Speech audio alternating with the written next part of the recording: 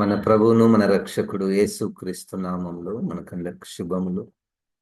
దేవుని యొక్క కృపా కనికరము ద్వారానే మనము జీవించుచున్నాము. దేవునికి వందనాలు. 34వ కీర్తన 6వ వచనాన్ని ధ్యానం చేసుకుందాము. 34వ కీర్తన 6వ వచనము. ఈ దీనుడు మొర్రపెట్టగా యెహోవా ఆలకించెను, అతని శ్రమలన్నిటిలో నుండి అతని రక్షించెను.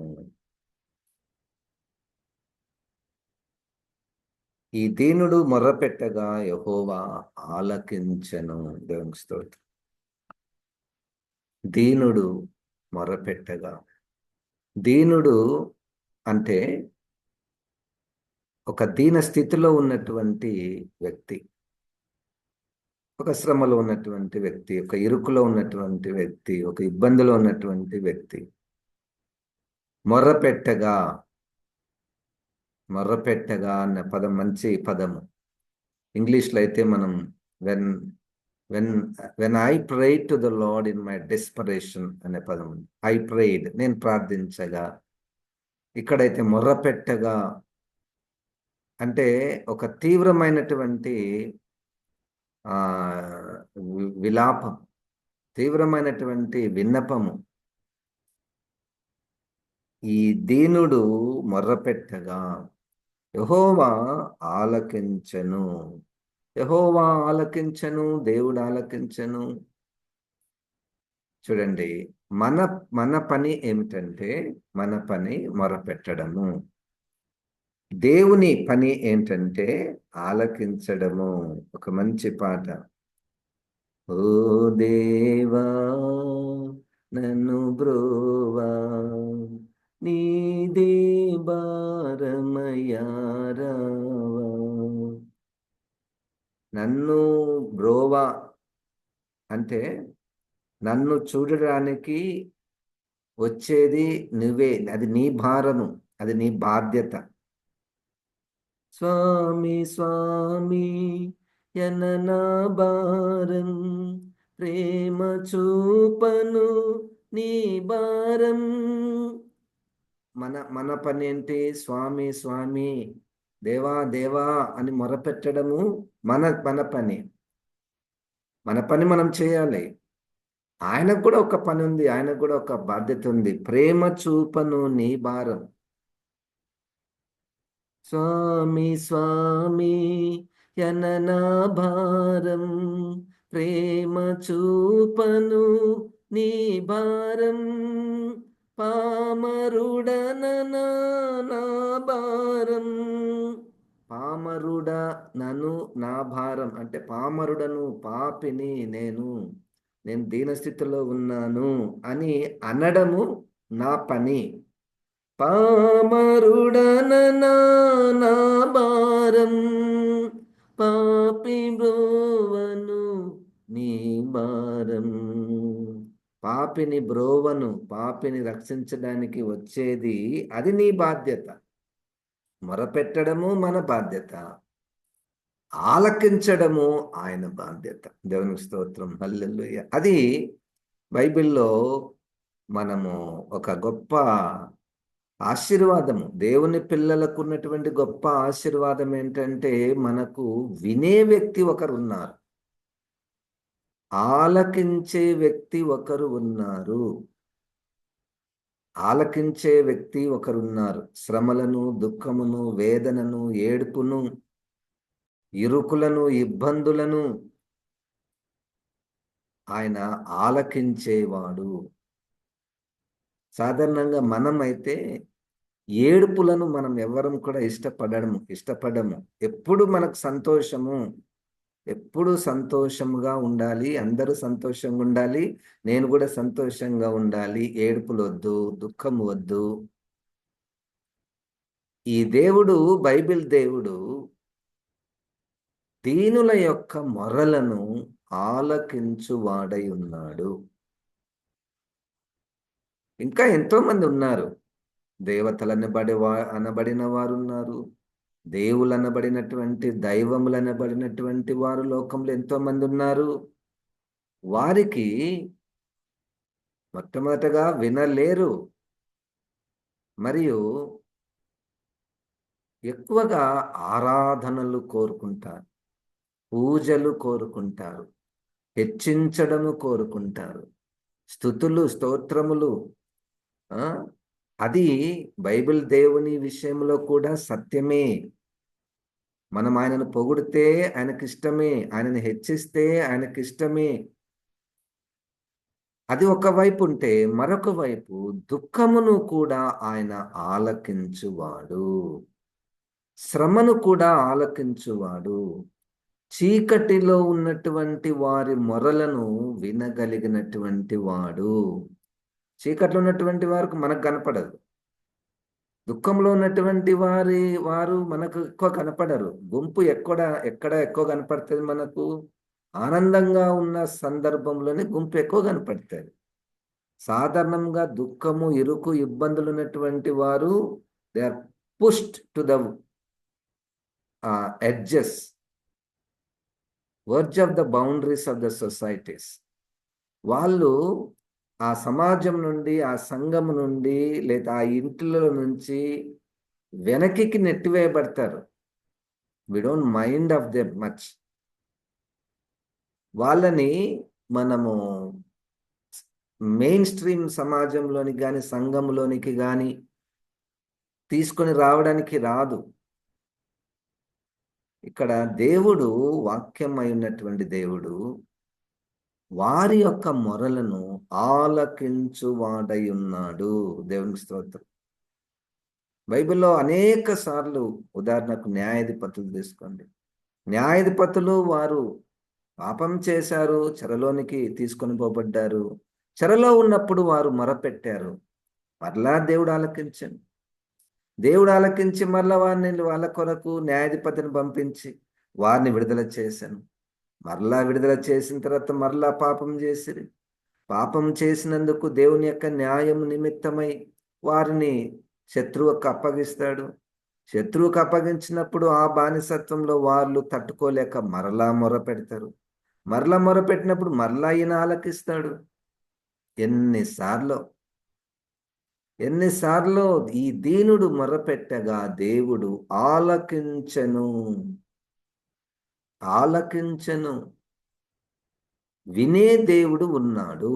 మన బాధను, శ్రమను వినేటటువంటి దేవుడు మనకున్నాడు. ఎంత గొప్ప ఆశీర్వాదము! నిన్నరు తండ్రి అననా భారం, నన్ను గనుల చూడను నీ భారం. నెనరు తండ్రి అన నా భారం, నన్ను కనుల చూడను నీ భారం.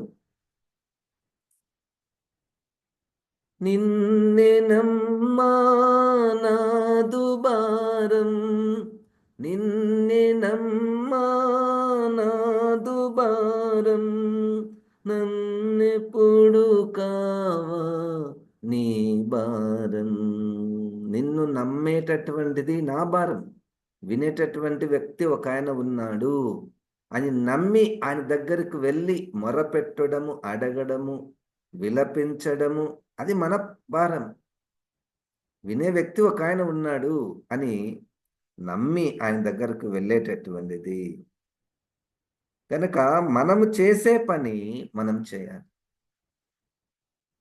ప్రార్థన చేయుట, విన్నపము చేయుట, మొర్రపెట్టుట, ఇవన్నీ మన పని మనము చేయాలి.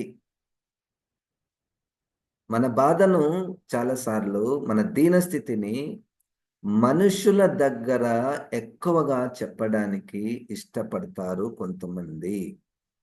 మనుషుల దగ్గర చెప్పుట వలన, ఆత్మీయుల దగ్గర చెప్పుట వలన కొంతవరకు, కొంత మేరకు ప్రయోజనం ఉంది. ఎవరి కనిపిస్తే వాళ్లకు చెప్పే అలవాటు అయితే మన యొక్క దీనస్థితి ఇంకా ఎక్కువ అవుతుంది.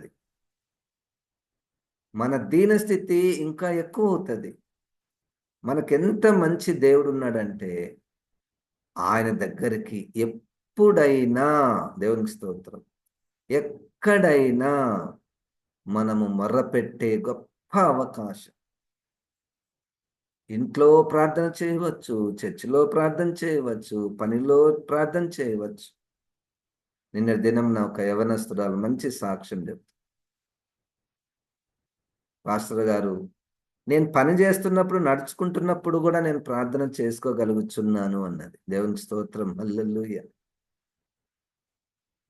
ఆ మనసు ఎంత మంచి మనసు అండి. పనులు చేసుకుంటున్నప్పుడు కూడా ప్రార్థన చేయుట. మనం చాలాసార్లు పనులన్నీ అయిపోగొట్టుకొని మనం ప్రార్థన చేసుకుందాము, అది కూడా మంచిదే. చాలా పనులలో మనము మన తెలివిని ఉపయోగించి చేసే పనులు ఎక్కువ ఉండవు. ఎందుకంటే కొన్ని పనులు అలవాటు అయిపోయి ఉంటాయి. మనం వంట చేస్తున్నాం అనుకోండి, లేతే బట్టలు ఉతుకుతున్నారు అనుకోండి, బట్టలు ఉతకడంలో ఏం పెద్ద నాలెడ్జ్, విజ్డమ్, కాన్సన్ట్రేషన్ అవసరం లేదు. అప్పుడు కూడా ప్రార్థన చేయవచ్చు. మన పిల్లల కొరకు, భర్త కొరకు, భార్య కొరకు ఆ యాగోని అది ప్రభువు గుర్తిస్తాడు. దేవునికి స్తోత్రం. మాటల కంటే మాటల వెనక ఉన్నటువంటి ఆ మనస్సు ప్రభువు చూస్తాడు. దేవునికి స్తోత్రం. కరుణ సాగర యనన భారం, కరుణ చూపను నీ భారం. కరుణ సాగర, నువ్వు కరుణించేవాడవయ్యా. బీదలను, దీనులను, దుఃఖంలో ఉన్నటువంటి వారి పట్ల నీకు కరుణ ఉంది అనేది నా భారం. నేను నా పని అయిపోయిన తర్వాత కరుణ చూపేది మాత్రం నీ భారం. కరుణ సాగర అననా భారం, కరుణ చూపను నీ భారం. శరణని వేడను నా భారం, శరణని వేడను నా భారం. సంతరింప నీ భారం. శరణు, నువ్వే శరణము, నువ్వే కరుణ చూపించేవాడు. అది మాత్రమే నేను చేయగలను. నీవు నా పట్ల కరుణ చూపాలి. కనుక ఈరోజు ఒకటే చిన్న పాఠము. మనము మొరపెట్టుట మన భారం, మొరపెట్టుట మన బాధ్యత, మొరపెట్టుట మనకున్న గొప్ప ఆశీర్వాదం, ప్రార్థన చేయుట మనకున్నటువంటి గొప్ప ఆశీర్వాదం. ఇది ఒక నమ్మకంతో చేస్తున్నాం. ఎందుకంటే దేవుడు వాగ్దానం ఇస్తున్నాడు కదా. మన దేవుడు వాగ్దానం చేశాడు, రుజువు చేశాడు. ఎన్నిసార్లు మన స్వరములు విన్నాడు, మన మొరలను ఆలకించాడు. మన మొరలను ఆలకించాడు. దేవునికి స్తోత్రం. ఇంకా ఒక మెట్టు ఎక్కి మాట్లాడితే, ప్రార్థించకపోయినా ఆలకించాడు.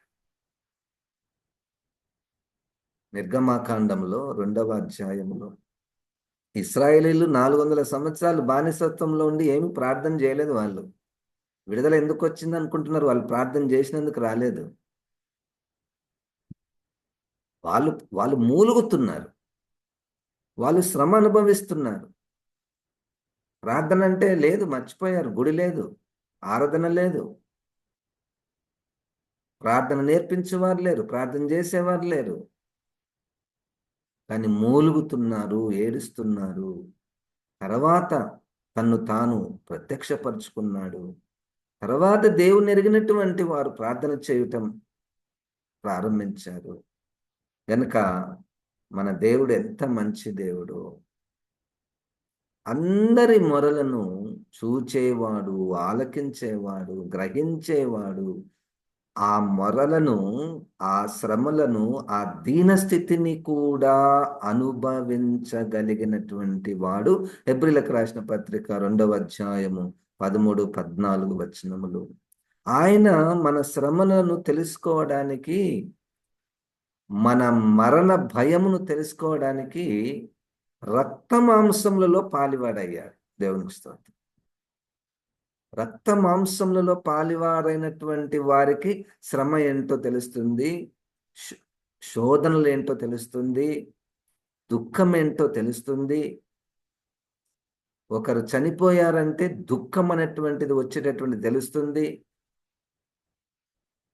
చాలాసార్లు మనం అనుకుంటాం కదా, మానవుల గురించి దేవులకేం తెలుసు, వాళ్ళు హాయిగా పరలోకంలో మా సుతుల మధ్య వాళ్ళు జీవిస్తున్నారు, వాళ్ళకేం తెలుసు అనుకుంటాము. బైబిల్ దేవునికి మన మొరలను వినే మాత్రం కాదు, ఆయన మనము వెళ్తున్నటువంటి ఆ శ్రమను కూడా వారు అనుభవించినటువంటి వారు. దేవుని స్తోత్రం, హల్లెలూయా.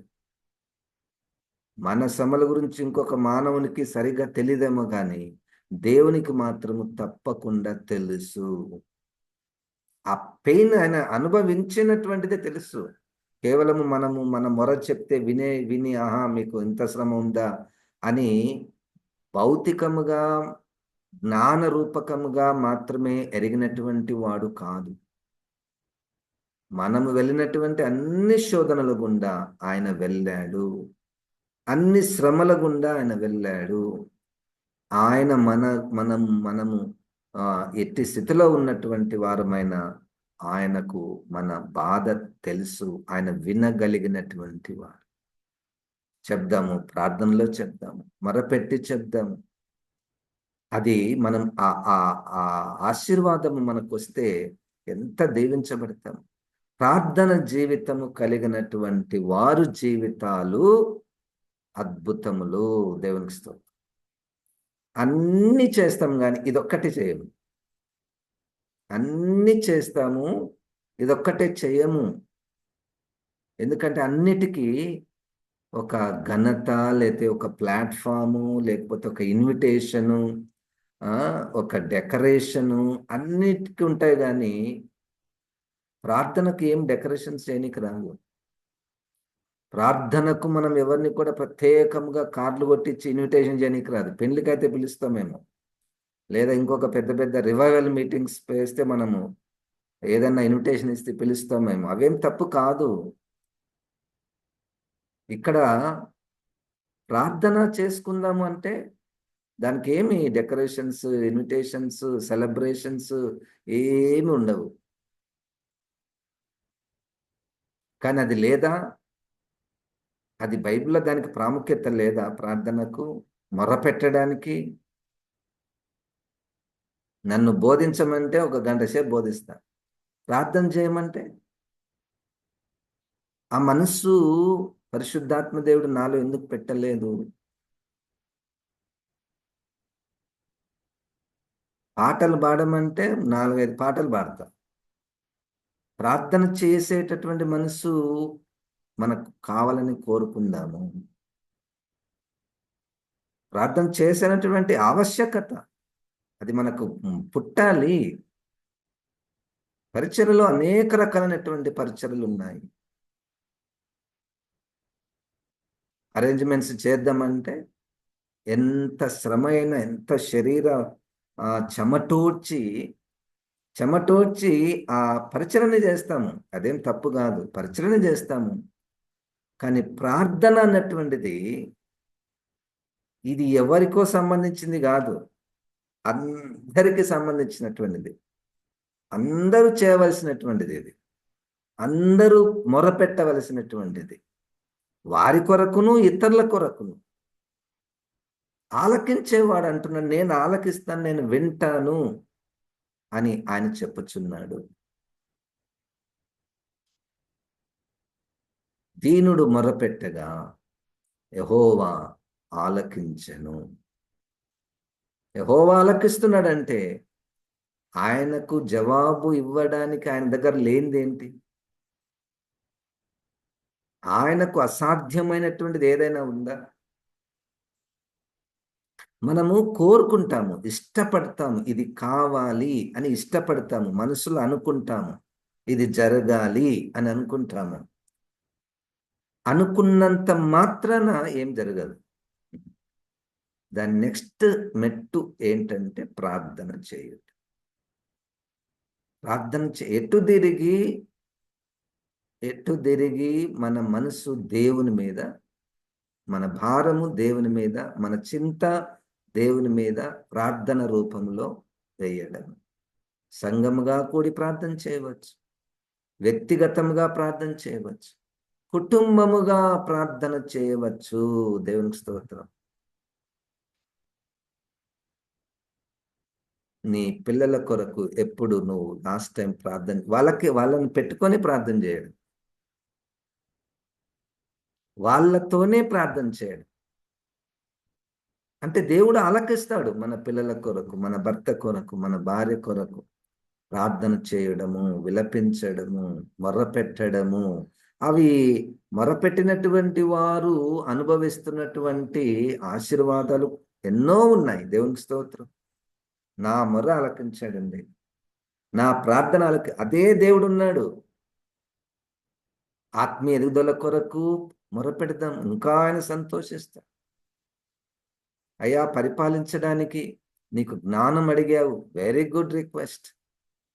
నీ సొంత సుఖభోగాల కొరకు నువ్వు అడగలేదు, రాజ్యం పరిపాలించడానికి జ్ఞానం అడిగావు కదా, దీన్ని ఇస్తాను, దాన్ని కూడా ఇస్తాను. ఎంత మంచి దేవుడు ఉన్నాడు కదండి. కనుక మనమందరము ప్రార్థనా సమయమును ఎక్కువగా కలిగి ఉండడానికి పరిశుద్ధాత్మ దేవుడు మనసు పుట్టించునుగాక. ప్రార్థన చేసుకుందాం. జీవం గల తండ్రి, మాకు నీవు ఇట్టి దేవుడవై ఉన్నందుకు, మా మొరలను, మా ఇరుకులను, ఇబ్బందులను వినగలిగినటువంటి మంచి మనస్సు కలిగినటువంటి దేవా, నీకు వందనాలు ప్రభా. సాధ్యమైనంత వరకు ప్రతి సమయమందు, ప్రతి స్థలమందు మేము ప్రార్థన చేసే మనసు మాకందరికీ దయచేయమని యేసు క్రీస్తు నామమున ప్రార్థిస్తున్నాము తండ్రి. ఆమెన్. దేవుడు మనల్ని దీవించును.